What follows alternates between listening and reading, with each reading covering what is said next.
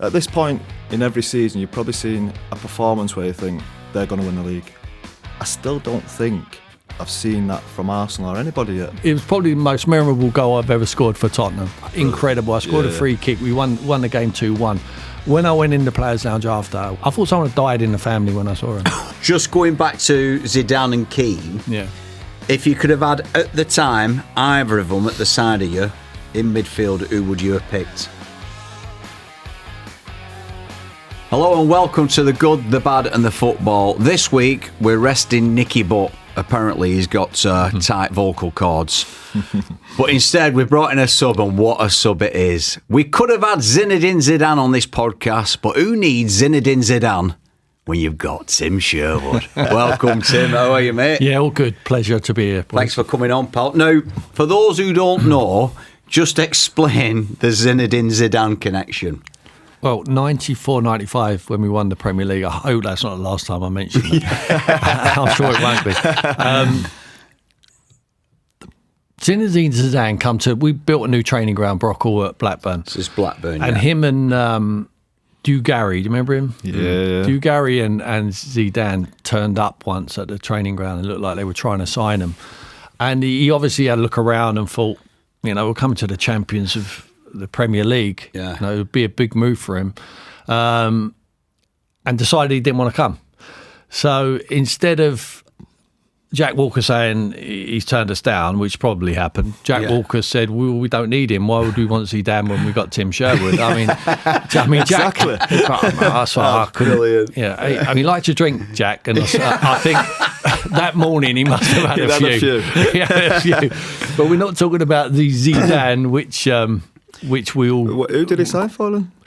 I'm not sure, but he was young. He would have been not the genius what we see progress through. I can't understand Zidane turning up at Blackburn, having a look round, and going, "Not for me, lads. I'm off." He's probably exactly what we needed, and Gary as well. Foundations we needed to build that, to continue the progress. Around that time as well, wasn't Roy Keane in the mix as well for joining Blackburn? He probably was, yeah. I think they were trying. It was a little bit before that, was it? Tim? He might have been before me, maybe, or around the same time. As the Premier League was starting, really, 92, 93 season. Yeah, I think Jack Walker had bigger ambitions there, and obviously got Kenny Dalglish to try and build the jigsaw, and Roy would have got mentioned. Yeah, it's an amazing period that when you think back to those days. Like I remember as a youngster watching it. And really, because you were second in league, didn't you, the season before you won it? Yeah. And I remember kind of thinking, even back then, like, oh, this is really good for football because it just makes it interesting. It's not like United, Liverpool, the usual suspects at the top. And I always remember thinking, when Kenny stepped down, if he'd have stuck around, same squad, because like Shearer, Flowers, Batty, great team, proper players as well. Colin Hendry, Braveheart, ex-Bolton. Don't like to talk about it. But you go, what could have been? Did you get a sense of that at the time when Kenny stepped down? We probably got the sense of it. I don't think. I mean, if the ship was flying through the sea, I'm not sure that Kenny would have stepped down. He probably saw the writing on the wall, really. Right. We managed to achieve. When I first went there, we were in the Championship, and we got through via the playoffs. And then the first season in the Premier League, we finished fourth. That season, if you would have asked me, can we go on and win it after that season, I would have said no, probably not. No real belief, but we finished second. Obviously behind Man United each time. When we finished second, that pre-season we believed we would win it. We really did. We got close enough to believe that we were, on par with them, and if it went our way, we could win it. And we finally did it, and it was just a relief for everyone. But like I say, I don't think the foundations were then built. Perhaps the Gary's and the Zidanes would have obviously helped, and a lot of other quality players. Because at the time, you've got to strike while the iron's hot. If you're the champions of England, it's an opportunity for you to go and bring players to your club. Yeah, didn't really do that. Not enough quality, and and obviously Kenny leaving and stepping upstairs. I'm not sure what that means really. I mean, I don't think he wanted to leave entirely because I feel like he felt that he owed it to Jack Walker to stay around, but it was just a shame the way it went, and it was a struggle after that. It really was. It's interesting you're saying that, because were you just talking about Jack before and his ambitions for the club? How, after winning the league, where you were saying strike while the iron's hot, and it just doesn't happen? It must be frustrating as a player. Well, let's go again. There's no financial restraints on the teams then. There was no transfer deadline days and stuff like that. There was no windows. It was interesting when we first went there. I was one of the first to come through the door, and there was a little bit of a divide. It was like them and us, the old people who were left behind, who worked so hard to try and get the team to the Premier League, and they were good players, but their time was up. And the new players were coming in, so we never had a training ground, by the way. Yeah. We're talking about a club, and it's amazing. I tell people this story, and they can't believe it, that we used to train in a local park. And Kenny Dalglish, Ray Hartford, Tony Parts, the coaching staff, Asa Hartford, who was there at the time, used to go there and clean the shit off the pitch before we trained. And Kenny would be on Ray's shoulders putting the nets up. You ain't seeing Pep doing that. It's before. And then we used to have a funeral procession which used to come through, and we used to have to stop training to allow them to come through. Yeah, it was Pleasanton. It was a park in the same place, a local park. Yeah. We used to train you. He's going out. It's a nice place now, isn't it? Yeah, Blackburn's now. Yeah, the Brockle, but they built that the year we won it. That was after, right, so we won the Premier League by training on a local park. When you look at the Premier League now and the money that's involved and globally where it's at, it is hard to get your head around hearing that. Yeah, even Carrington would look good. It's been done up. Come on, sorry about that. Where you were saying you came in there and the players that got them there, but they were getting on a bit, and you go, it's your time's done. You two as players, when did that moment come for you two where you go, do you know what, you've looked at a player coming, you've gone, not that you can't do it anymore, but your legs can't do it for you?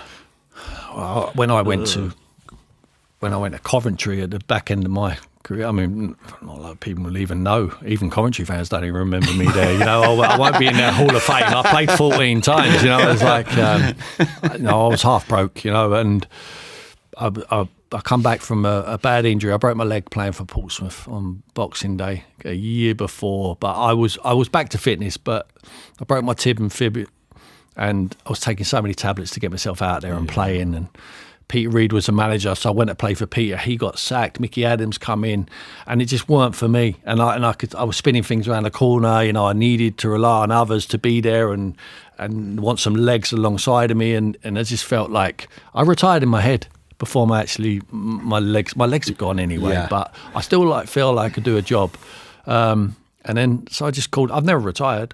I mean, I see players now officially retire, and I don't even know who they are. So, you've never retired, Tim? No, I've never retired. I couldn't make a comeback. I never say it. I never say, well, I announced my retirement. And I can't understand why people do that. I think you go into survival mode a bit, don't you? When your legs have gone, when you get to 34, 35, and you go and you just think, right, I just need to get through this. Yeah. And it's wrong, really. I think the biggest time when I noticed was in training. When the young lads start coming through. Who were the lads for you then at Tom United? Cleverley, Tom Cleverley. Darren Gibson, Andersons, all these people. I think, fucking hell, it's 100 miles an hour. I'm not sure I can get through it. So it's not right, but you just try and survive in it rather than be But a you big come part out of of it and went back in it. Yeah, I know. And I felt I was done with. We spoke about this. Biggest secret ever. Him coming back in. You weren't allowed to tell anyone. Yeah, I was. We played Blackpool away, as I said, and I just felt you just don't feel great on a football pitch. I don't really want to be here anymore. Just surviving wasn't enough, especially if you're at Man United. Jesus, it's just not enough. You've got to contribute something. Do you know what I mean? I just didn't think I was. But not good enough at Man United and going somewhere else. Was it a conscious decision for you not to go anywhere else? It just never. It was never an option, really. It just never came up. I think it would have been a struggle somewhere else, I think the type of player I needed good players around me. Do you know what I mean? From when? From what age? That's amazing hearing someone like you say that. Yeah. No, I did honestly. I felt from like 30 onwards. For some reason, when I got to 30, I always thought that's it. Like your it's on the way down now, because that was like that then, wasn't it? You're saying you only sign 1 year contracts and stuff when you get over 30, and it was just something in that number that did me, and that's when I started dropping back. And I think it's when we were younger as well, like 30s now, you know, I mean, you look at Ronaldo, he's still playing, he's getting up towards 40, isn't he? But when we were kids, I looked at a 30-year-old when I were about 8-year-old, and he looks about 60. So you kind of, you think it's older than what it is, really. Yeah. Well, I remember my dad being 30. I thought, fucking hell, how old are you? But nothing, is it? Do you know what I mean? Fucking mad. I remember playing against, I was at Norwich, I was only come through, I started at Watford, then I went to Norwich, obviously, and then I played at Old Trafford against Brian Robson, who was a hero of mine. Because I always say, when I ask kids now, it's coming through the development, I say, who do you want to be? Who do you emulate? Who do you think? And they say, I want to be Messi. I want to be Ronaldo. And I always go, no, come on. Realistically, who do you want to be? So I felt like, unrealistically, but I could be Brian Robson. He wasn't someone who just dribbles past people. I thought I could tackle, I could get up and down, I could score a goal. So I felt like I could be. He was a hero of mine. I played against him, and like we're talking about old, I thought, fucking, I was an old man. I run all over him. I got nowhere near him. Time and time again, I played against Brian, and I could not lag love him. No, I get nowhere near him. He would break the game up better than most. He could create chances. He could score. He refereed the fucking game because he had such an aura. I mean, we used to trip Brian and he used to put his hand on the ball and the ref go, foul. I mean, because it was him. He was just magnificent. And what a man. I mean, it's just, and the reason why, I mean, these boys were coming through at that time. I always think you can't have good kids without good old ones. People like him and Brucey, Mark Hughes, massive for us, huge influences on the younger players. So the reason he's sitting there, I know obviously he's a fantastic player, but all and the Nevilles and all of them and Beckham and Butty, it's because they looked up to these guys and they taught them how to be professional footballers and how, more importantly, to play for Man United and what the demands were. It's everything. It's amazing, isn't it? When you talk about Brian Robson, you said the same as well, Scholes, in the past. Like a lot of players, that looked at him, he was like the role model. And I remember one soccer, this is how like Brian Robson's name is. I'll not go into the full ins and outs of it, but basically they were more or less carrying Maradona out of the after party, right? Soccer-rated. Yeah, he's seen him. He's had a few. He's had a few. And he spots Brian Robson, Maradona, and he goes, Captain Fantastico! Right, fuck off, you cheating. But it's just one of the things you go, Jesus, Maradona. Yeah. You know what I mean? Shouting you out like Captain Fantastico. As Tim said, though, he was our hero, do you know what I mean? And we were getting to train with him. He's like 37, 38 at the time, but still. Amazing. Unbelievable. Like we had Bruce on it, exactly the same. We had them 5 or 6, 7, probably 8 of them. Brilliant characters, but they taught us how to be Man United players. I tell people now, you talk about the sports science, I listen to all that shit. Oh, you could have played forever if you would have had the sports science. Like you're talking about 30, you thought you was over. Nonsense. It's nonsense. These boys trained like they played. 100 mile an hour. I was going to say training was a big example. He could play now, Brian. Yeah. And be the best player in the Premier League. Yeah. You talk about, he's fantastic midfield player. Nothing on this guy. Nothing. He could do everything. They pigeonhole him now. He's a 6, he's an 8, he's a 10. Yeah. He's fucking all of them. Yeah. He was all of them. He could do every single facet of the game. How many times we talk, I'm sick of hearing he's a 6, he's an 8, he's a 10, as Tim said. If you sent him midfield for Man United or when we were playing, you had to be able to do everything. Yeah. You couldn't have a weakness. Yeah. No chance. It is amazing how much it's changed now. Before we get into sort of what's happening at the minute in football and some of the results, just going back to Zidane and Keane, if you could have had, at the time, either of them at the side of you in midfield, who would you have picked? Oh, Roy, because I don't think he would have survived in the Premier League, Zidane. What? I just no. Clip that up, lads. We've got it. No, I would have had Keane. I think in hindsight, you see what Roy did in the Premier League. Zidane never stepped over here, so only in Blackburn for a couple of hours.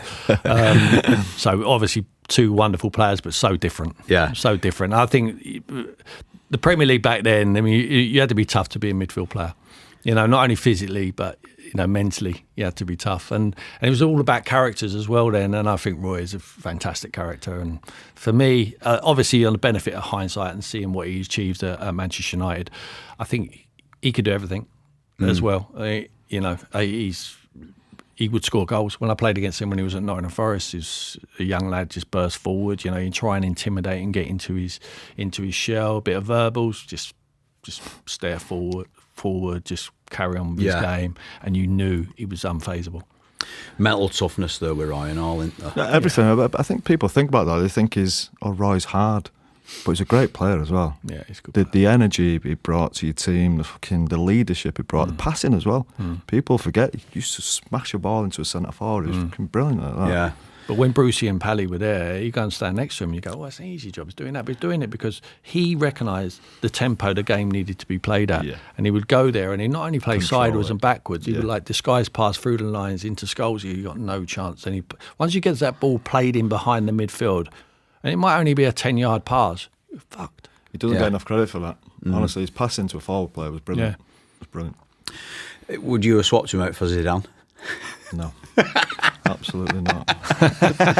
I thought we had another good headline there. Never mind. Right, let's get into Liverpool. 4 successive league defeats on the bounce. And what's interesting, and I don't know if it's one of them kind of moments where it was just meant to be, is you're hearing Klopp's name being mentioned again by the fans, bring back Klopp and what have you. But just around this slump, Klopp's gone on the Stephen Bartlett podcast and said, and I've not seen it, so I'm just paraphrasing here, but he's saying he'd go back to Liverpool if the opportunity came up. It just feels to me like all that happening in the space of a couple of weeks, you couldn't write it. What, losing all the games and stuff as well? Yeah. Just timing. And then Klopp saying that. I haven't seen them comments either, to be fair. But there's something not right there, is there? I think. And it's hard because, they spent so much money. And as Tim said before, when you've got a good team, you try and strengthen it.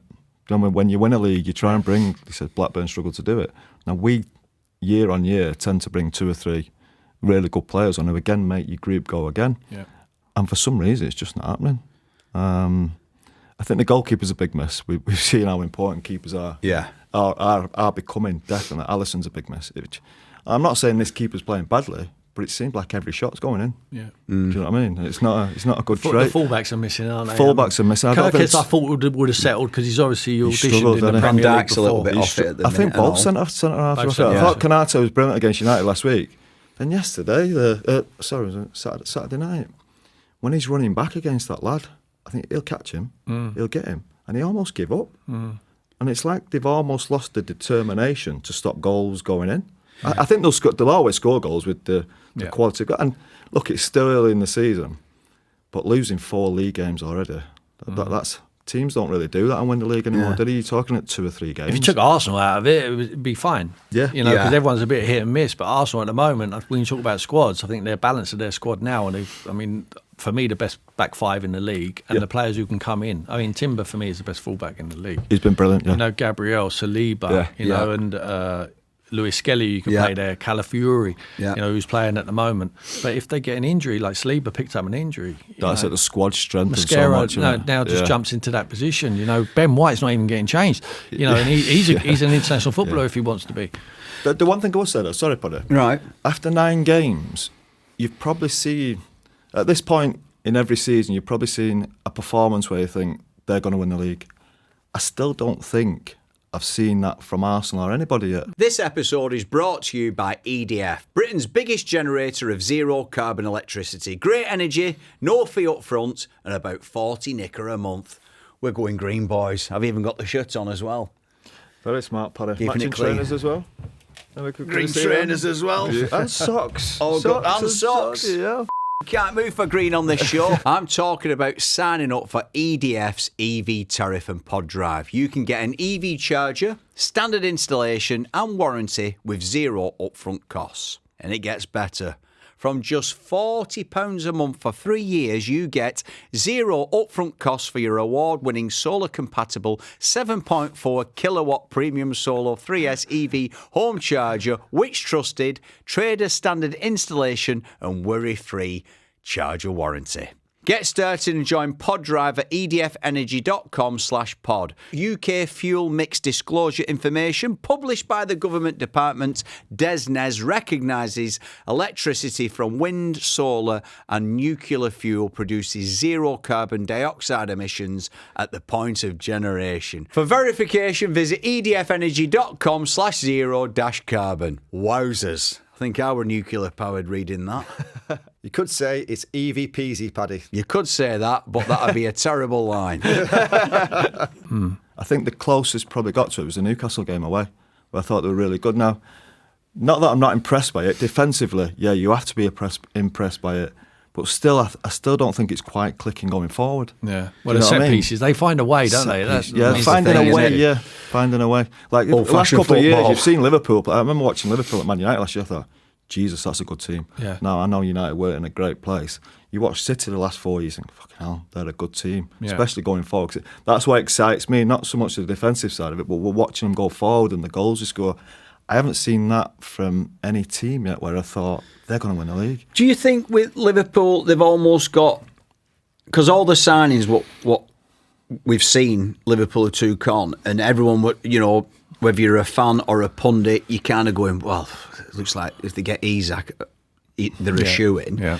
Have they almost got a plethora of riches? Because Spurs were getting rid of Gareth Bale, quite a lot of new players in, bedding them all in with your squad. What's that like?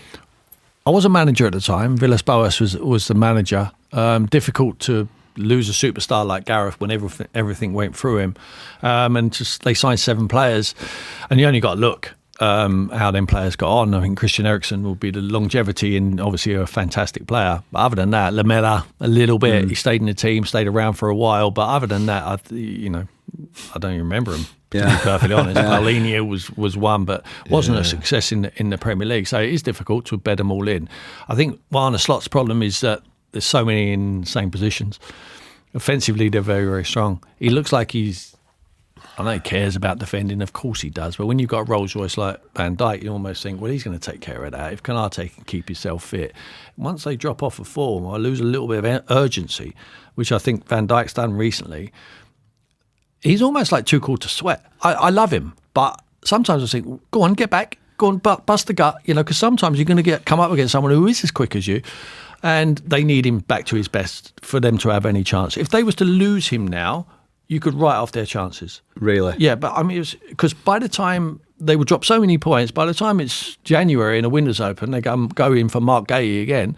What's the point? What's the point of spending 30, 40 million pounds? You might as well take him in the summer for nothing because you're not going to win the Premier League. Yeah. If Erling Haaland leaves Man City now or they lose him, their fight is over. So they've got both hands on it for me, Arsenal, because if they lose a player now, we've seen it.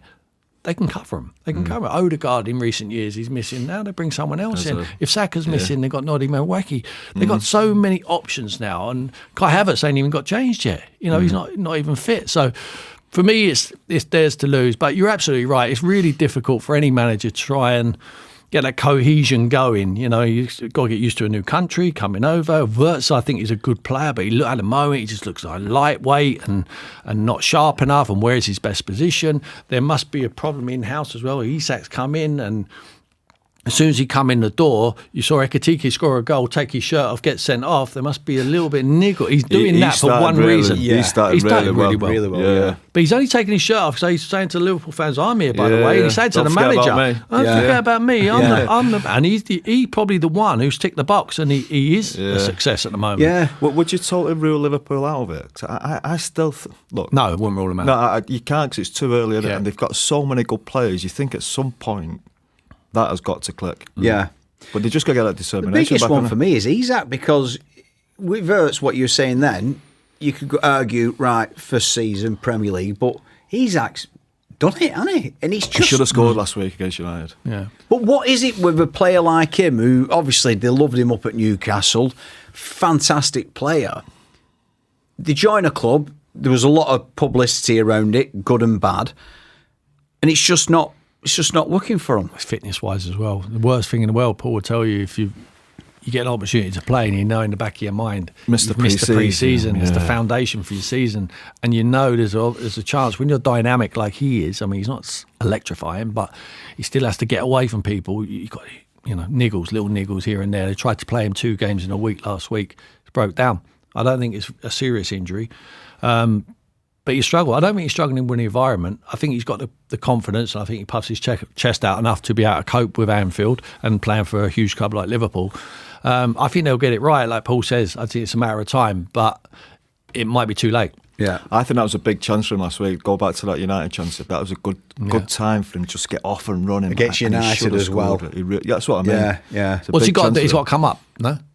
I thought he's come I thought across it was a him. massive gap towards the keeper's right hand side. Yeah. Just to almost give him the eyes a little bit and a little whip into that corner. Yeah. But no. It's looking at Slot. Obviously, they won the league last season, but how much leeway do you give a manager? Because as we've seen, look what happened with Big Ange at Forest. If you've won the league, surely they've got to give you a season, haven't they? I don't think we're at that point yet, are we? No. No, look. But it's social media. It's a pile on now, isn't it? Everyone's straight away. To me, Look, I don't think it's not that, hard but to go back and win the league again the next year. See, it doesn't happen that often. Yeah. It's difficult to get going again a little bit, and you can see that. Like I said, the determination to stop the ball going to goal at this minute just isn't there. They've got to try and find that back. I find his comments a little bit strange. You know, when he's in front of the camera, he's talking about the what long his team don't balls like. You know, low blocks and long throws and direct play and aggressive play. I mean, it's almost telling people how to play against his team. You know, it's like before you go into Brentford as well. Yeah. Whereas against the set piece coach, he was set piece coach last year. Absolutely, and you're like, there's always an agenda. Like with the top managers, I think he talks very well, but I think he's getting a little bit prickly. Yeah, like Pep always used to come out. Graham Potter was the one. When Brighton used to come, but on the pre-match, used to say, "I love the way he's one of the best managers in." English managers, the way they play out from their back and they build. Of course you'd like to, in case you were bigging him up, because you could go and aggressive on the press, nick the ball off him in the final third and put it in the back of the net. So there was a reason for why he was bigging people up. But I'm not sure the logic in what Arne Slot's reasons are for talking like this. I think it's quite telling when you see a manager or a player behaving like that, because Slot was always quite sort of laid back, talks on camera, gets his points across, but like you say, just a little bit prickly, saying a few things where you go, that's a bit odd why he's saying that. It's got to be outside pressure, because even with Van Dijk, where you say he's a Rolls Royce, but I watched him even in the United game and he's giving it that to everyone around him, and I'm thinking to myself, that's on you. Yeah, like you're digging everyone out here, but that's your fault. You think of the big players they had last year, Van Dijk and Mo Salah. Both of them have really struggled, and they're the ones that the rest of the team are looking up to. As you said, that United goal where he's walking back. Yeah. You can't do that. You just can't. So they're lost a little bit at the minute, and they don't really know. You talk about pressure on Slot. There'll be pressure. He'll be feeling himself. He'll be putting on himself because what they spent over 400 million quid. Yeah. As I say, it's crazy. To add the results they're having, it's madness at this minute. You're right, though. They will put a run. Yeah, I think at some point there's so many good players there that they're going to have to clip. If they do put that run together, because of the nature of the Premier League and it's so tight, is it too little, too late? Or do you? Not at the moment. It will be though. Yeah, I think it will be. It's got to get going soon. Very soon. Yeah, they need to click, and they need to lean on the player. Van Dijk needs to come back to the party, and Mo Salah. I mean, Salah's goal is world class. He's finished, but no one's talking about it because they lose the football match. You know, so it doesn't mean anything, and he's been poor. But you can't rule out that guy either. I mean, he's incredible numbers what he churns out year on year. I mean, he's always there when he's a reliable man, and so is Virgil. So I think once they get back to their best, everyone else will click around them. You always look for the top. You always look as a player. You look towards your manager. How calm is he? How's he dealing with the situation? And you look in the dressing room. We talked about experienced players. They're there's a lot of them guys who are coming over, especially the new boys. They'll be looking at Virgil, they'll be looking at Mo, they'll be saying, well, lead us. And I think that's what they would do in the end. Well, you think about it, sorry, Paddy, Right. just the team's quite unsettled now, isn't it? When you look last year, because they didn't have all these players, you virtually knew the team, didn't you? Yeah. Now you don't really know who's got, especially in midfield as well. Gravenberch is injured. Yeah. Curtis Jones comes in. Is McAllister going to play? You don't really know the make of the team in a minute. What you were saying about Salah and Van Dijk and how other players look at them. When Slot's took Salah off early and then he benches him, does that create a negative ripple through the dressing room, or is it like, oh, the manager's not taking any shit, basically, we better pull our socks up? Like, I don't know Mo Salah, I've never met him, but do you think he'd be a type of person who sort of would start talking about the manager in a negative way? I don't know, because I don't know him. Yeah. I think he would have more of a problem as when they come out of Europe, when he's rested him, if he didn't play him against Brentford. But he played him against Brentford, so he's almost saying, I'm going back to my team there and you are in it. So he's backing him, and why wouldn't you back him? He's one of the best foreign imports we've ever had in the Premier League, that's for sure. For me, as a football fan, I love Mo Salah. Yeah, I do, I love yeah. his work Yeah. ethic. Well, You like him? not so much the tracking back, but I just love him as a player. And like you say, Do you like him more this year than last year? It is a big thing, though. more, When a sure. manager leaves your best player out, you have a little look. Think, Yeah, yeah. okay, no, I don't mind that. That's what I'm Do you know what I mean? saying. If they're not playing well, it's like happened with us. Say Roy, but Roy never got left out. I don't think people like David Beckham in the Real Madrid game. Just having a look, thinking, fucking hell, leave him out of a big game. None of us are safe. Do you know what I mean? Well, it's like what Steve Bruce was saying the other week about Dropped twice in 10 years, on isn't it? the Yeah. pitch before the game. You're not playing. Yeah. Putting Sharpie on instead. On the bench, yeah. Yeah. FA Cup final. Yeah. Speaking of players and subs and what have you, Jadon Sancho. Subbed. Yeah. Now, I can't think in sports, I don't want to say the word insult, but to be subbed on and subbed off, It's not nice. it's got to is it? be up there, innit? I mean, it's not nice. look, you two have played the game.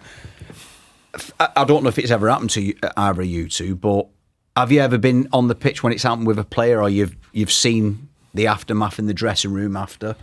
Can you remember I can't anyone? remember it happened while I was on the pitch. I got took off before half time once when I had a yellow card. Right. And the cup final was a week after.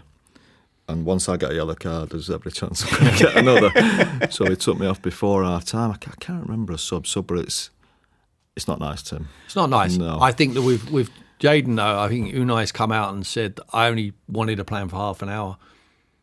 He said after the game only because of his fitness. So I think because he had an injury, Buendia comes off, he's thrown him on and he's end up playing 60-odd minutes, so he's probably played a lot more than what he thought.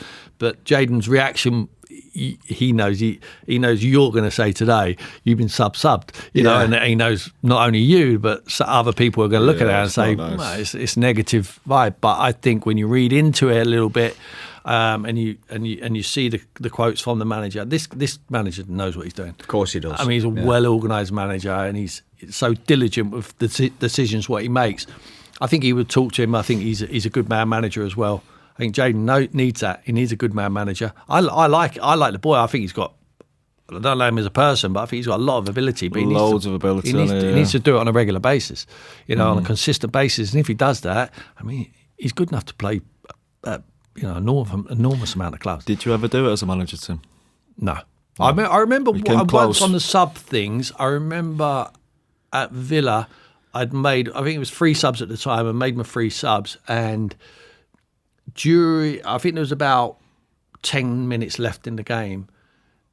And I don't know why, but my assistant come up and said to me, there's a kid, we had a Spanish kid called Gil. He said Gilly's gone down the tunnel. And don't forget, at Villa Park, it's a long walk down that touchline, and it is in front of the fans. So he's walking. So you took him off and he's walked straight down the tunnel? I'm not. I've made the 3. He's one of the subs who hasn't come off. Oh, and right, he's so he's gone. gone. So he's thinking, I'm going. Oh, so he's automatically thought he's taking me I off. can't go on. Yeah. So I remember, because obviously it's petulant, isn't it? And it's display of petulance by Yeah, walking down in at front Villa of the Park. fans. And I remember after the game, I never stayed on the pitch. I mean, it was a clap from where I was and walked, because I think if you go over to the fans and you're walking around the pitch, they expect you to do it when you're losing as well. Exactly. So, and then you come, you know, like we saw Vitor Pereira this week with the Wolves fans. Yeah. So, as I was walking down the tunnel, I saw Fabian Delph run into the dressing room, and when I got in there, I didn't really know. I was like, obviously not happy with it, because I don't know why my assistant would have told me with 10 minutes to go in the game. I was concentrating on the game. And Delphi said to Gilly, do yourself a favour, get yourself out of here as quickly as possible. So as I come up the stairs, you know, at Villa Park, and the dressing room's there, I see him walking with his clothes in his hand, in his kit. Because you think you were going to kill him. Yeah, well, I mean, I would have. I mean, it was Fabian Delph playing, or was he sub as well? He was playing. He was playing, so he'd noticed it. So one of the boys has told him, or he's seen it, and he's gone to try and protect him for... How does that happen in a game? How do you just walk off without just having a little check if it's you? I bet it is a horrible feeling. Do you know, if you sub, and then you look and the subs have got on, you think, fucking, I'm not getting on. Really? I never walked off. Oh, yeah, that's what I mean. It's not a nice feeling, honestly. It is bonkers that when you hear But it things like happens. that. Yeah. No, it happens, yeah. He's, yeah. That is... Yeah, get this one though. Remember Ravel Morrison? Yeah. You talk about that funny, it reminds me. We were playing a reserve game when I was doing the little bit of coaching, I said, with Warren Joyce. We was playing at Altrincham away, and he was sub Ravel. Now look, we all know the ability he had, it was unbelievable. We'd made all our... No, we had one sub left. So it tells Ravel to warm up, and at Altrincham you got the dugouts, and where you warm up is where the dressing room tunnel is. It's like to the right hand side a bit. So warm up, Ravel. So we're looking for him. Come on, Ravel. Time to come on. Yeah. Not there. He'd gone down the tunnel, got changed, and fucked off home. Why? Don't know. Did he ask? 'Cause he was the last sub. He was the last sub. What did Fergie say? No, it was a Joyce. reserve Oh, team game. reserve, Yeah. oh, sorry, Yeah, right. one I was going to went- say, Jesus. One went mad, actually. Yeah. Obviously. Yeah.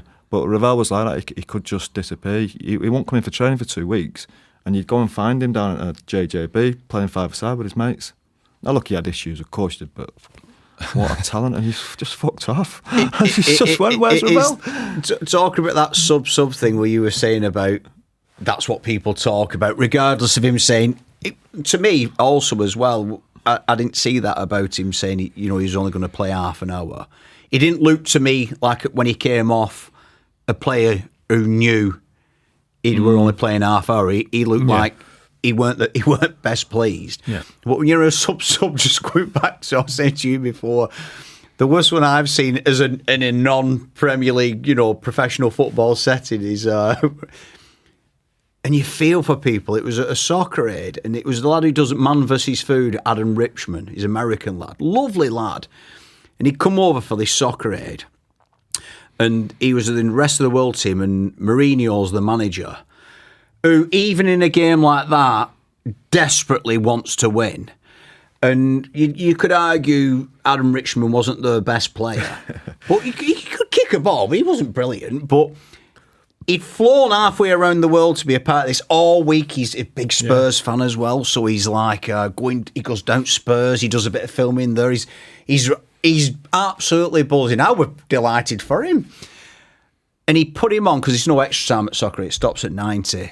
He put him on, I think, on the 82nd minute. HMRC is watching. Yeah. And took him off at 84. So he's given him 2 minutes at the end of a game. I think it went to penalties. I'm not sure HMRC will sort that out. But even then, I remember going, come on. That's wrong. Fucking hell. It's Like, wrong. you can leave him on for 8 minutes. It's not going to be that much of a disaster. But it is, I think in football, it's like the ultimate insult, really. Yeah. I was managing one of them games, Grenfell games at Loftus Road. And I managed one of the teams, and I was trying to share the minutes. There's hundreds of players on both sides. I was just trying to give everyone the game time. And I remember bringing Mo Farah off, and he wouldn't come. No, I'm not coming off. I was like, I was going, Mo goes, I was not sure who I was bringing on. Whoever I was bringing on. Are you but going, I was going, no, mate. It was like a standoff, like Chelsea in the cup final. I mean, I couldn't run on. I couldn't catch him, would I? I mean, but he come off in the end, and then he sat down. But he had the right arm, so he's giving me the. I was trying to shake his hand when he was coming off anyway, because I probably saw the reactions. Has he snubbed you? So he sat down. Simple Farah. Give me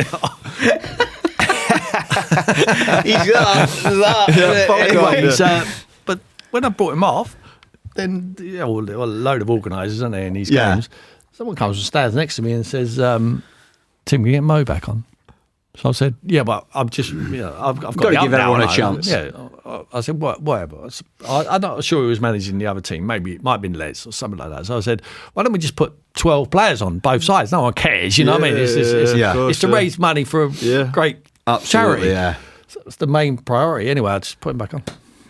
Just put him back on. Do you know what? No, did his agent come down or something? No, it was just the organiser just asked if obviously the ump and I've played with Mo loads of times, and he's such a lovely bloke. But I've never seen that side to him. Fully enough, he's always stayed on. Nobody's took him off as well. When he's been subbed, I've never got a sense when he's been subbed, which happens. He played when I played. He was a nice lad. That's what I mean. I've never got a sense of him going, why am I on the bench? Why am I not playing? He must have just got the knighthood not long ago. He's gone, hang on a minute. He's an Arsenal fan though. This is the ultimate insult, isn't it? Being brought up. I read this morning, Tim, as well. I don't know how true this is. That you're a Tottenham and an Arsenal fan. It can't be that. How does that work? You can't be that. Now. He's got the double scarf going on. You can't be that. You weren't an Arsenal fan, was you? Well, I used to go to watch Arsenal. My dad's an Arsenal fan. He still goes. Really? My dad goes. Right. If I try and get him a ticket, he's on the. The thing when we go on the list to get tickets, he buys tickets to go. But if I manage to get him a ticket, he will go. I can get him a ticket for every game, but he will not sit with the away fans. So sometimes I know someone on the away team, and I'll say I'll get him a ticket. So he won't go in the away end? No, he won't go. Why? Just too lively. I've been with him quite a lot, and then we sit up there. So we're in a Diamond Club or wherever it is, and when they start singing that North London Forever, he sings it. I'm going, what the fuck are you doing? I'm sitting next to him, like fucking distancing himself. So he's like, North London forever. I was like, I scored the winner against them in '99. Right, and it was probably the most memorable goal I've ever scored for Tottenham, because it's a big derby. It's a huge football match. It was at Tottenham. The noise was incredible. I scored a free kick. We won the game 2-1. When I went in the players' lounge after, we used to have players' lounge. Now you don't. I thought someone had died in the family when I saw him. What the fuck have you done, son? He said, that was good, wasn't it? I said, well, I enjoyed it. He said, well, I'm glad you did. I said, I'm glad I've made you so miserable. Is the hatred that bad? Is it really? Was you at Tottenham when Sol won then? Yeah. What was that like? That was nasty, wasn't it? That was, it was interesting. I mean... How many years ago was that now? 20, 30? Early 2000s, was that? 20 years ago? Yeah. Yeah, 25 years 4 ago. stone ago or something. Yeah. The reason I'm saying that is because we're going to get into it now, but 20-odd year ago, and it's still a contentious one. Oh, it's contentious. Yeah. Well, Sol started doing more and more adverts, and he's making fun of him, but he was a great lad. Come through the academy system, which hurts. Paul's obviously a good example of that. And he didn't think the club was moving in the right direction to what he wanted, the speed what he wanted it to. And he was... Who was the manager then? George. Right, okay. You can understand why... I say you think you can understand why he went, because he wanted to win. There's every chance he's going to win the league with Arsenal. Tottenham... But no one mentioned Arsenal. There was no mention of Arsenal. No one even dreamt that he would go to Arsenal. Yeah. It was Barcelona. It was Bayern Munich. It was the giants of... Because now everyone wants to come in the Premier League. Yeah. But then they got an opportunity to go there. So everyone thought, well, it's probably... And the Tottenham fans would have said, fine, you've been a great servant to the club, just go there. But when it turns out that it's going to be Arsenal and he's going across the road, and not only that, he's going across the road for nothing. Yeah, I was going to say that. And then he starts winning stuff. Look, I would never begrudge anyone. Every man to himself, and they've got to make decisions. He was not frightened of making big decisions. Yeah. He was, Sol. Sol was very Same age focused. Sol. Very focused. England under 18s together with Sol, yeah. And he made the decision, and if you asked him if he regrets it, we all know the answer. Yeah. He's quite a calm geezer as well, isn't he? Oh, it's a lovely. So that's what I mean. He's yeah. unflappable, really, without like that. I think that affected him, though, didn't it? It was some of the stick he got was wrong, wasn't it? Could he ever go back to Tottenham now to watch a game? Has he ever done that? I don't know if he ever has. I mean, he's a local boy. You know, he's from that area. Probably not. Yeah. Even when you probably don't want to. Yeah. So say when you see the Tottenham fans now, let's say 20 odd year later, Oh, they're still a bit better about it. Yeah. Oh no, it's the one what we've seen it. Well, recently we've done documentaries about it. Talking about. Like, someone asked me, "Where was you the day when Sol?" That is like as if like. Can you remember JFK, where you was? Yeah. Assassination. Would you play for Tottenham against Sol when Sol was playing for Arsenal then? Oh yeah. Yeah. What was that like? But don't forget that Sol had played in. I think it might have been. No, I was trying to think of the years. You get mixed up with the years. It's been so long ago, but. Well, when the first game when he come back, he come back on that first day. I wasn't playing in that game, but I was at the game, and I can't tell you the atmosphere was something different. It was a spiteful atmosphere, and it was from the moment their coach pulled up to them coming out onto the pitch. But let me tell you, if there's anyone in the game who could deal with that situation, it was going to be that man. Yeah, and he did, and he played well. His mentality was brilliant. Yeah. Didn't care, nothing fazed him. Didn't care. That's what I mean. When I've been with him a few times on various different things, he's just quite settled, level-headed.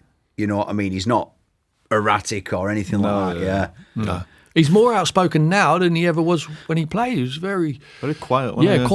Quiet, just concentrated, very good professional, trained hard, ate well, looked after himself. You'd never worry about him, at all doing anything negative outside of the game. He's just a true professional. I think we should have a little bit of a deep dive on Tim. We've not even touched upon winning the league at Blackburn. He's like, that's the only reason I've come up, lads. So the train at 5 o'clock this morning. I'm like, get on to that. So, we said at the beginning, I remember it distinctly, you lads winning the league. And how exciting that final game of the season. You must have had your ear on the radio. You were over playing Liverpool. And what's interesting is you were the captain of Blackburn at the time. It looked like it were written in the stars. Liverpool, this is the game. If, United slip up or whatever, you're going to win the league. Kenny Dalglish, it was meant to be. When you go behind, obviously you don't know the other results. What was the feeling like on the pitch? Did you think that was it?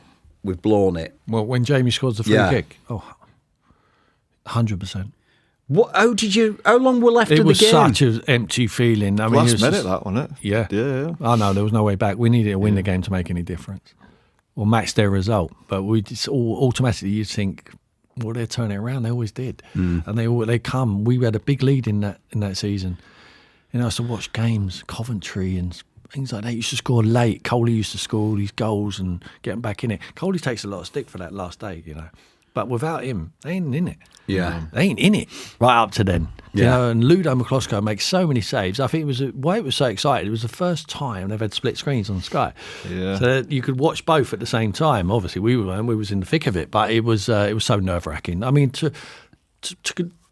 go the journey with that football club, and it's not a big city. It's the only town who's ever won the Premier League. So to finish fourth and then second and then be so close and to be the captain, to be the one who could go up there first to lift that trophy, having watched them do it and feel sick, watching them do it for the last couple of years, for that to be taken away from you, it was just such an empty feeling. And when they hit the net and Flowers has absolutely no chance of saving it, I'm just thinking, what? We've blown it. Do you know this? And then you look across, and it's probably about a minute later, and I saw Kenny's face, biggest smile in the world, isn't he, Kenny? Yeah. And he's such a man who no one can ever pull the wool over his eyes. So he would have made 100% before he's jumping around smiling. No one would have caught him out. He would have made certain that he's got the correct information, and thankfully, it was the correct information. So you're on the pitch. Redknapp scored the free kick. You've looked round at the lads around you. Obviously, you're saying you just thought, well, that's it, we've had it. Before you saw Kenny, did you sort of, did the crowd, could you not feel it in the crowd, the Blackburn fans, where it's sort of like rippling through? Yeah. Oh, you could hear it. You could hear it there, but you don't know whether it's fake news. You hear that time and time again. Yeah. We're at Anfield, by the way. You know their humour. Little cheers. Yeah. What's happened? We've got radios, back in the day. And I kept going over, take a throw on during the game, and they goes, Man United are winning. Are they? No. They're winding you up totally. It must have been a strange game for you to go into. From our point of view, we thought, Blackburn going to Liverpool, Kenny Dalglish man of Blackburn, Liverpool aren't going to try a leg. Yeah, well, they tried. It never really works like that, does it? No, they try. Yeah. You try. Oh, I remember 99. 99, we played you when I was at Tottenham. We played last game of the season. We go 1-0 up. I mean, devastated. The Tottenham fans were absolutely devastated because Arsenal could have. Yeah, exactly. That's right, yeah. That's when I fouled you, wasn't it, Tim? Yeah. And they didn't give You it. remember that? It does look like a foul, doesn't it? Yeah. Honestly. But the season before, And we scored straight away. We get robbed at Old Trafford. That was aggressive, that, Tim. We get Fucking hell. He's never let it go. Let it go, Tim. I know. What happened the year before? Durkin, I remember that, man. I've got him still on my wall. Yeah. I didn't like him. There was a Henningberg by crossfield pass to Shearer. He gets above Roy and heads it down. Peter comes out and he sees me coming in, bottles it, goes like that. I score 1-1. It would have been over. We would have got. I mean, this was that season. What did he give that her? season. What did he give? Give a foul on the push for. Did he from Shearer? Shearer on Roy. They've never. I didn't like him, Durkin. But that was that season. That was when we played. That would have been over. That would have been done. Yeah. Because you would have had too much. Yeah, he got me a little bit, Durkin. I remember he was having a nightmare. I was on him all the time. Yeah. He just turned around and went, "You're playing well, aren't you?" I thought, yeah, they're good. They used to talk to you, didn't they? They were good. Yeah. I was going to say, back in the day, obviously they weren't mic'd up or anything back then either, and what have you. Who was your kind of? I'm going to get back into that final game, but just while it coming to my head, who was your sort of favourite ref for that kind of? Where you could have a bit of a crack with them. And they wouldn't take it too serious. Jeff Winter and Graham Paul and all these type. Yeah, they were Jeff Winter, the one who was always tanned. Who was that? There was one ref who was big always guy from tanned. Middlesbrough. That's right. Yeah, that's right. Yeah. But I know the one I didn't like. He sent me off. I think a couple of times at least. I think I got sent off 4 times. One at Old Trafford. That's not bad for you, Tim. I'd have expected double figures. One at Old Trafford, right in the bottom corner. I think we might have been 1-0 up at the time. Is that the elbow? Elbow, Beckham. Becks. Yeah. Still couldn't. Was that for Tottenham? Still couldn't move his looks.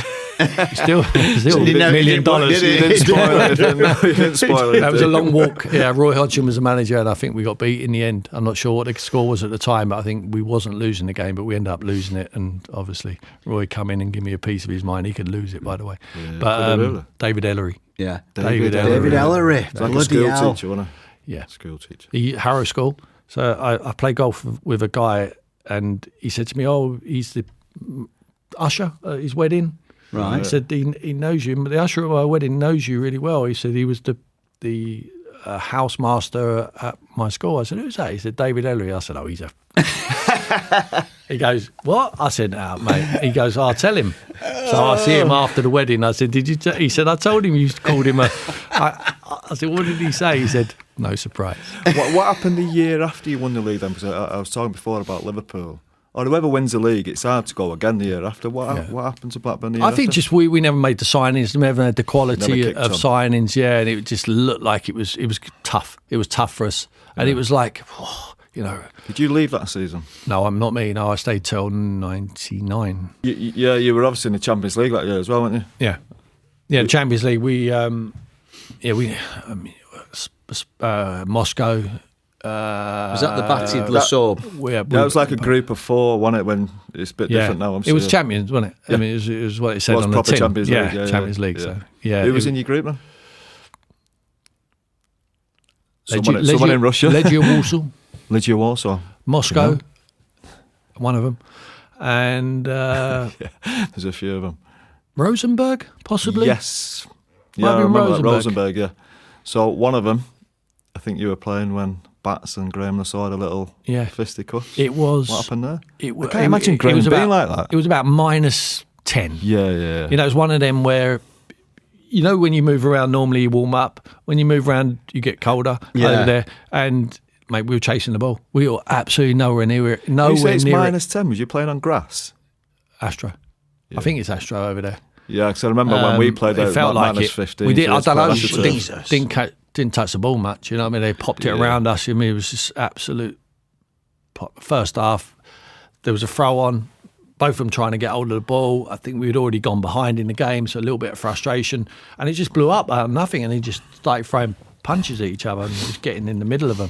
I remember half-time, Ray Hartford, bless him, he was gone in there, he's taken over from Kenny Dalglish, big shoes to fill. Yeah. And he was saying, what's all that about, you know? So we were in control of the game. I was thinking, what game was you watching? Fucking hell. Did it carry on in the dressing room then? No, not at all. I've got to say, I'd put my money on Batty. No, David Batty was a great lad. I really like David Batty. Great player as well. Probably don't get the credit. He was some of my first England games with him, and he really helped me. He was a good talker, and just you never see anything of him now. Never. Never see him. Has anybody ever heard from him? No, never. We had a few every 10 years. So it's been 30 years. So every 10, 20, 30, we go meet up Blackburn, but he's never there. Yeah.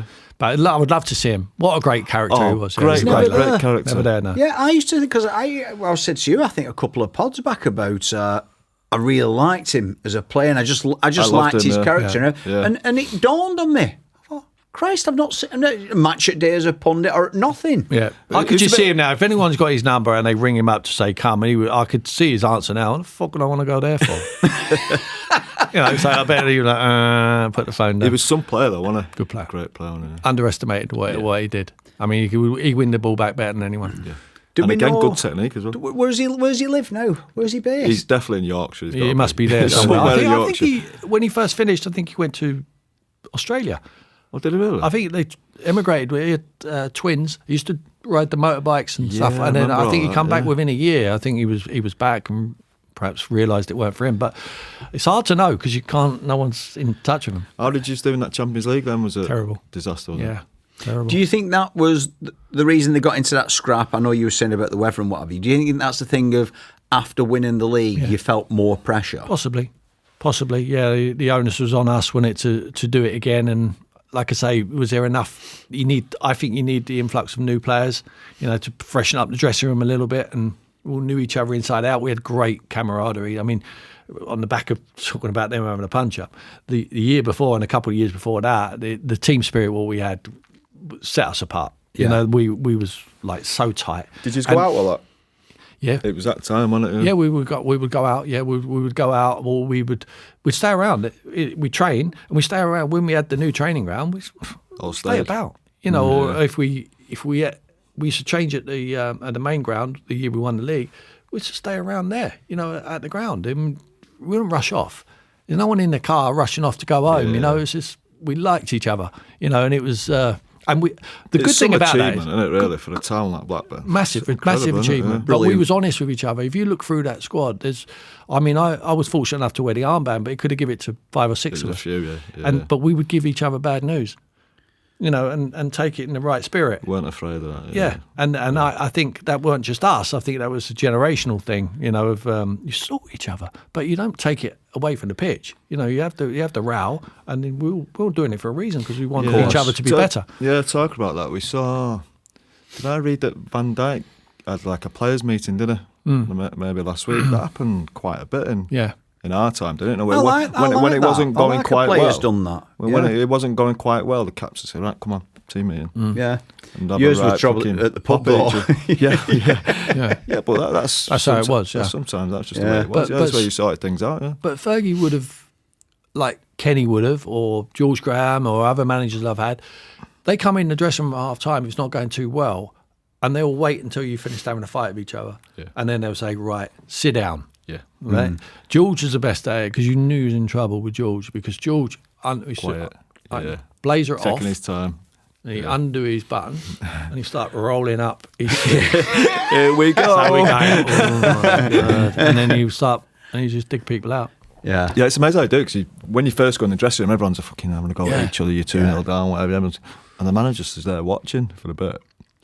And that's it. Yeah, And then you settle and you're like, right, sit here we down. go. Just carry on, lads, carry on. Yeah. We'll be out in a minute. But When you're getting berated by your managers like that, are you literally just looking at the bottom of your studs like thinking, don't catch his eye? Yeah. See, I was look. like that as a manager, and only because what I've learned from other managers, especially George Graham and especially Kenny Dalglish, if you was doing that, they go, look at me, Yeah. Really? look at me.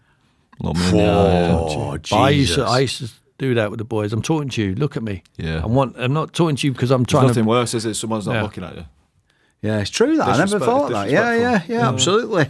It's you just saying though then, and I've never thought about it like that. That squad you had at Blackburn, with those players, to be given the captain's armband, do you never sort of, I think when you're in the midst of something like that, no matter what career you're in, you kind of just get on with it. It's only afterwards you get a bit older and you look back at it.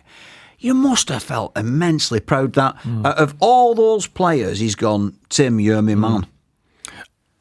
Yeah, I mean the way it materialised as well. Getting the armband was the pre-season of the first year in the Premier League, and a legend of a man was the captain of the club, getting him into the Premier League, Kevin Moran, who's obviously a huge legend of and a great man, and he was part of the process.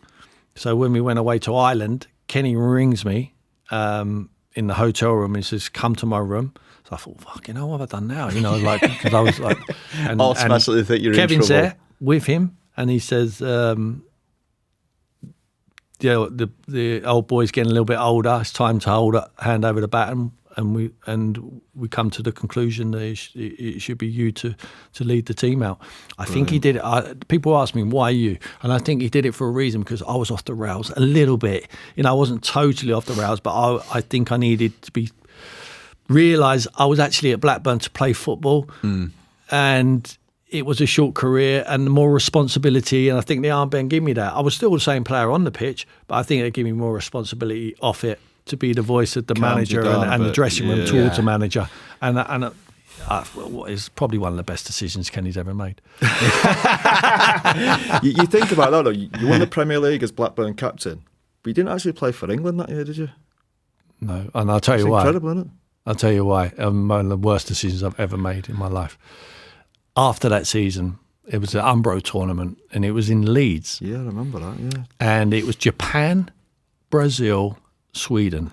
Darren Hansen. I remember Darren Hansen scoring at Leeds. It was a round robin on the thing.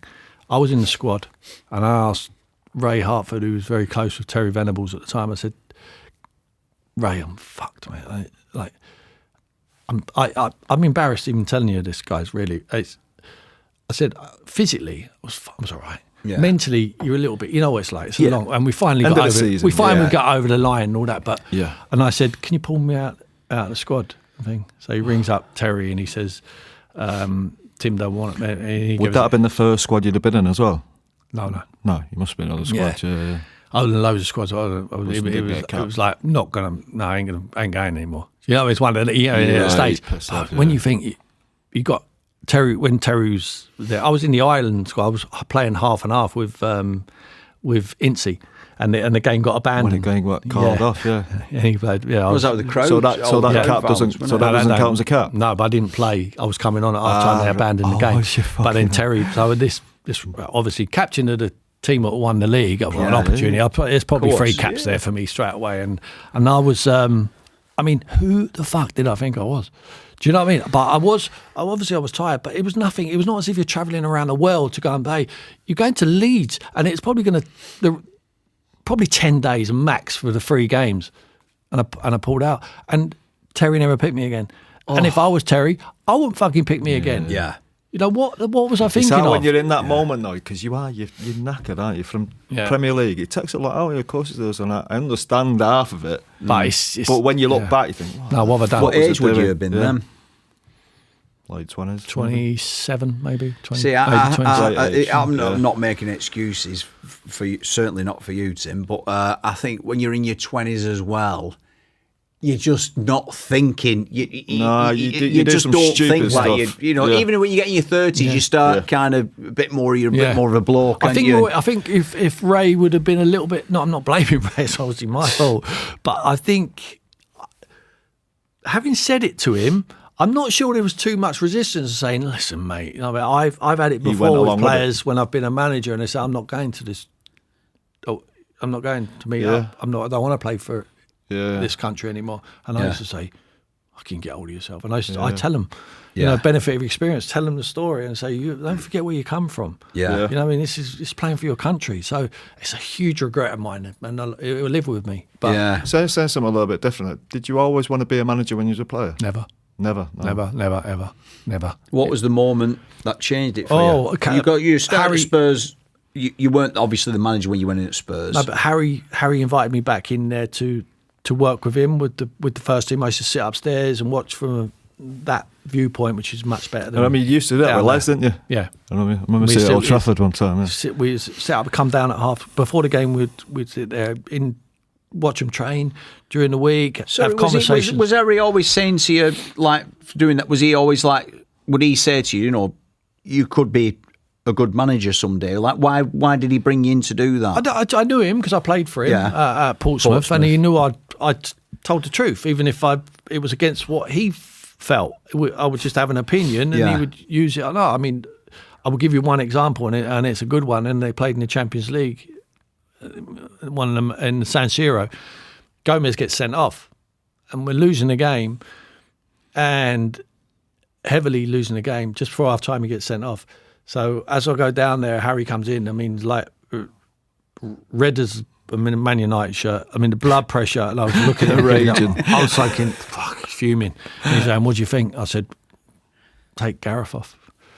Wow. I said, "Take Gareth off." I said, "We still got a chance of qualifying." The ultimate, the objective at that club was to finish in the Champions League spot. So we had a chance via the league to be able to do that. If we lost Gareth Bale, I think there was little chance we would be able to achieve it. Fucking what? Yeah. I said, bring him off. I still got to say, are you fucking mad? He's going. I said, well, anyway, leaves him on. We end up getting beat. I'm not sure what the score, but he scores a couple of goals, Gareth. Absolutely murders Macon. Macon, I remember. In the second leg, we end up going through. Yeah. We end up going through like that. Well, that is the man. He rolls the dice. Yeah. Has the art of management sometimes, and Fergie was one of the best at it. It's not always conservative. Sometimes you have to roll the dice and you have to trust your gut. He trusted it that day. I was thinking more logical. I was out of the heat of it. I'm not the one standing in that technical area looking from above thinking, you know what, last thing we're going to get beat here anyway. Last thing we can do is lose Gareth Bale. If we lose Gareth Bale, we're not going to finish in the top four either. Yeah. He made the big call, and he gets him right. That's why he was a top drawer manager. It's funny, isn't it, with Harry? I've been in his company numerous times. Loveliest bloke ever. But every now and again, I'd see that not quite so, but I think, oh fucking hell, he can rein you in a little bit. Oh yeah, just a bit. Yeah. You know what I mean? He can give you a bit of a ball. Yeah, just a bit. Yeah. Talk about your managerial career as well, Tim. You brought two special young players through, didn't you? You think of Harry and Jack Grealish. Did you ever think they'd be as good as he was? I know it's impossible to think they'll be as good as. But you knew there was a talent there, yeah. I knew there was a talent. I knew there was something to work with, especially if you take him in isolation. Harry had a mentality like I've never seen before. Well, probably I saw him as a young boy. Yeah. But he was Alan Shearer. The mentality of Alan Shearer. Do you know when I saw him the first time? I did a TNT game on a Saturday morning. I can't remember. He scored a header. It might have been against Arsenal, actually. I just thought Ruud van Nistelrooy as soon as I saw him because he had that really clean finish and he was ruthless. Yeah. Just what you'd say, just for the people listening or watching, just tell us a little bit about what you mean by that Alan Shearer mentality. Well, in training, when Alan first come to Blackburn in pre-season, he was like last in all the running. Like he was a bit old school, you know, long distance runs. And he was useless, and we were saying, "What have we signed here? This kid can't even move." That sounds a bit like me. As soon as the balls come out, mate, you couldn't catch him. Yeah. He used to stick his finger in your eyes and get away. He used to have to keep changing the nets because he hit the balls in them so many times. I mean, it was just incredible. But he used to work on his game, but not just stupid finishing, like pass it in there, get it back. Real stuff, like turning, edge of the box, turning his right foot, smashing it, hitting the target, working the goalkeeper on his left foot, headers coming in from either side, working in his trade, just like Harry Kane. Yeah. But he didn't. I would always demand that as a development coach. I would say we're going to do this, but I didn't have to tell him because he was doing it anyway. See, now the sports scientists are on the pitch saying, "Oh, come off because you're in the red zone. You need to do that." I should say, "No, fucking leave that. What are you talking about? The kid needs to have a career. He needs to get better at his left foot, his right foot, his heading. They need that hold-up play." So leave them alone. Now they're turning because they want them to be fit, but they're not physically fit and they're not ready. But them two boys, their mentality is to want to be better and not feel like there was a ceiling and they've reached it. Harry now still believes he can go and go and go, and and that's what he's proving. He's incredible. His mentality is incredible. How important? Sorry, Paddy. How important do you think it was? Because they both went on loan to lower league clubs, didn't they? How important do you think that was? Crucial. Because I think it's the best thing for him is to do what Phil Foden's done in an ideal world. Yeah, it's to stay around, play around with the best players. And when Phil come through, he has some good professionals there. Man City, we talked about it earlier about having the top professionals around. I'm not sure there was that many top professionals around at Tottenham. He wasn't getting the training time, let alone the game time. Harry Kane. So the next best thing, but I'm a firm believer. You play a lower age groups, then you play under 18. After that, there should not be a league. You should not have an under 21 league. They should then be gone out. Get them out to play. Because if you're 21 and you're at Tottenham or Man United or Man City or Chelsea, you shouldn't be there if you're not in the first team squad. You shouldn't be there. So go and play some competitive football. And that was the best thing. It didn't always work out well, but they was better. The platform what I was giving him was better than staying around, playing in a game what every game looks the same, like on a 21 game, like I'm playing them now. It doesn't really matter what the result is. When you're going to a low league club, you might be trying to save a manager's job. Yeah. You have to. And you're probably not wrapped in cotton wool as much either, so it just exposes you to the game. He learnt that, especially at Millwall, because that was a tough environment. We got why have we got this kid from Tottenham, coming to our place? It's a hostile environment. I used to go and watch him, and he was taking some stick if he hadn't scored and stuff like that. And then I remember someone saying to Harry once, Harry Redknapp, "You've got to take Harry Kane away from Millwall." So I overheard. I go, "What?" He goes, "Got to take him." I said, "Why?" He goes, "Oh, I went there last night." I said, "I was there last night." Perfect for that. I said, "It was great for him. Brilliant environment for him to learn and mature. That's what we need. He needs to." And I know the kid. I know he can handle it. He's not going to buckle. And if he buckles, then he ain't going to be a player anyway. So that was a great environment. So it was just a learning curve and a great development pathway for him. And I just think it's the best way, just to get out there and expose them to competitive football, which means something. When there's under 21 football, like I say, it's like a chess match. I mean, I can tell you every game in that league and it looks exactly the same. Every game is the same. Isn't it? It's interesting you're saying about Harry Kane and Jack Grealish, but they two totally different personalities. As a manager, how do you, when you've got a player who like Harry, who's sort of in the zone, his interviews are always that level, scores the goals, and you got someone like Grealish who's a bit more like maverick, man about town, and I think that's why fans love him. Tim as a player. I see a lot of Jack in me. I used to say to Jack, how do you handle them both? Mate, I could understand Jack more than I could Harry. I would say, Harry, why don't you go and have a drink, mate? But with Jack, I was Jack. Yeah. I used to say to Jack when he was having a few problems off the field, I used to bring him in and he used to be like worried of what I might have felt and I'm sorry and all that. I said, "Look, Jack, listen, there's nothing you've done I haven't done. I know it, I can smell it. And I know it, but what I want you to do is give everything when you're here and play well. And if you play and you perform like I know you can, you'll play for me." I said, the off-the-field stuff, eventually the penny will drop with you. Age again. I said, but that happens. It happened to me, but let me tell you, if you can perform for me, you're in my side because you make a difference. And I think that chat, and I speak to Jack still now, I think the chat we had, the honest chats, and we had a few of them. I mean, it didn't just, the penny didn't drop straight away. We had a few chats, and he was almost like, I want to run through a brick wall for him. I want to do it because I understood it. I understood it for him, and that's the way what he said to me, how he felt about the honesty, what I give him. Yeah. And in the end, I mean, I never even come near to thinking, well, I've got to leave him out. never, ever. He's special. Yeah. I mean, the boy holds the ball up better than most. Everyone judges everyone by goals and assists and this and that. The boy holds the ball up better than any player I've ever had. He gets you up the pitch. Takes you up the pitch. Yeah. They're like Tarkowski now and Keane, or them boys. They must think, oh, hold on a minute, we've got a breather here, because they're giving him the ball, and the other boy, Njai on the other side. Dewsbury Hall can hold it up a little bit now. He takes it in. He takes you out of the pitch. He holds it up. No one can get the ball off him, and they must thinking, oh, I've got a little bit of a breather here, rather than the pinball what they've been used to over the last 4 or 5 years. You know, when they keep having to defend their box. So no, he's special, Jack. He really is. And I think in the World Cup, I think we need, when it's 30 degrees, and we need players who can hold the ball up, take you up the field, and keep possession. And I think he's got a real chance of getting in that squad. I hope he does, because just me as a fan, you know, he's one of them players, and I think if you're a neutral, regardless if you're a Everton fan, City fan, Villa fan, watching England, players like him, it just makes it exciting. He's someone, like we used to say, you'd pay the entrance fee to go and watch. Yeah. I think he's like that. He's got that bit of stardom, he's got that bit of character. There's not many in the game anymore. You like your Gascoignes and all them. It's that ability, that aura. Yeah, and Moyes is perfect for him. Yeah. Gives him a little bit of structure. Perfect. Billy McKinley, you know, he gets to know them. You know, they're good characters around them, and they know the boy's special. Yeah. So those kind of chats with Jack. Now, what would you been like with Harry? We didn't need them chats at them side. And it's just pulling them back in. Just to say, really, with the Harry one, it was like, your time will come. I believe in you. I know you believe in yourself. We just got to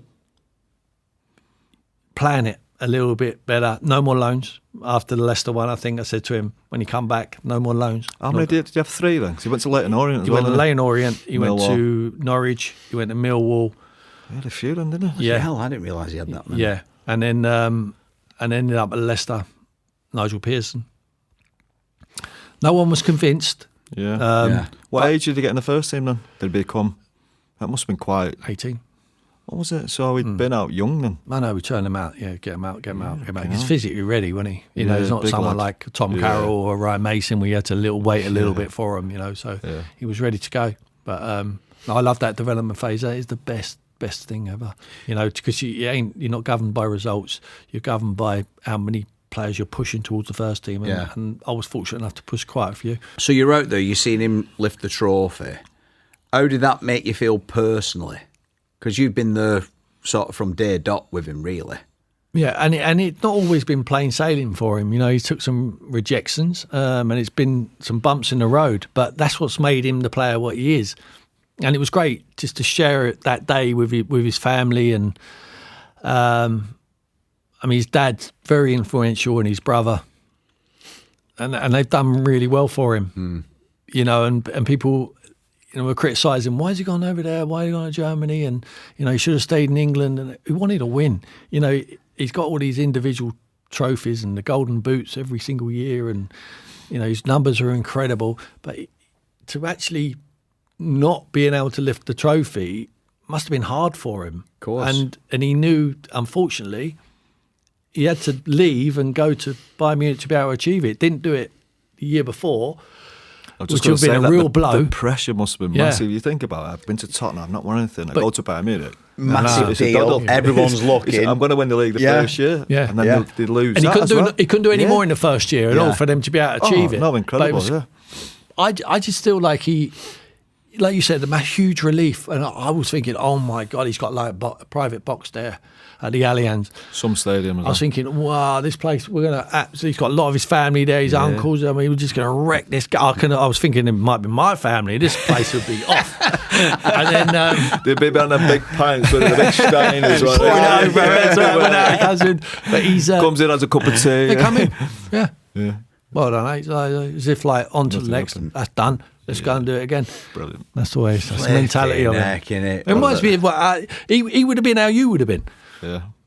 It was Go like, again. well, what's all the fuss about? Yeah. Thanks for joining us, Tim. Pleasure. It's been an absolute pleasure, Cheers, Tim. pal, and you're Thank you, welcome guys. back any time, buddy. See We you should next have week. Nicky off more. We should have Nicky off more often, Yeah, really. leave it. Leave him. We love you, Nick. We can't wait That to would have have been you the only back, time pal. I've been with Nicky without kicking fuck out of him. Thanks for joining us on The Good, The Bad and The Football. You can get us live every Monday from 6 o'clock on all the usual channels, YouTube, Spotify and Apple.